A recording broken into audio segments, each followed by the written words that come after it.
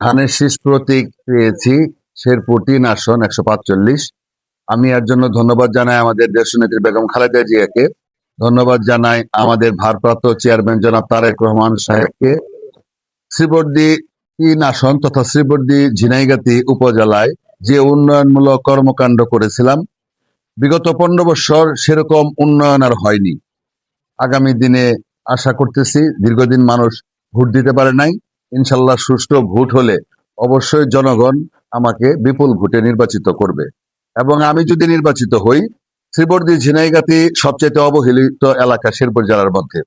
এই এলাকার সবচেয়ে গুরুত্বপূর্ণ যে সমস্যাগুলি রয়েছে, এই সমস্যাগুলির মধ্যে স্বাস্থ্যসেবা, শিক্ষা, যোগাযোগ ব্যবস্থা, বন্য হাতির আক্রমণ, পাহাড়িয়া ঢল এবং নদী ভাঙ্গন, বিশেষ করে মহারশী নদী সহ এই কাজগুলিকে সর্বোচ্চ গুরুত্ব দিব।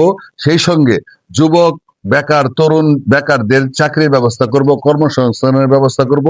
শিল্প ও কলকারখানা একটিও নেই, শিল্প কলকারখানা তৈরি করব। বন্য হাতির আক্রমণ থেকে এলাকার মানুষকে স্থায়ীভাবে প্রতিহত করার জন্য, হাতি প্রতিহত করার জন্য আমরা স্থায়ীভাবে ব্যবস্থা গ্রহণ করব এবং মাদক দূর করব। এটি আমাদের মূল লক্ষ্য।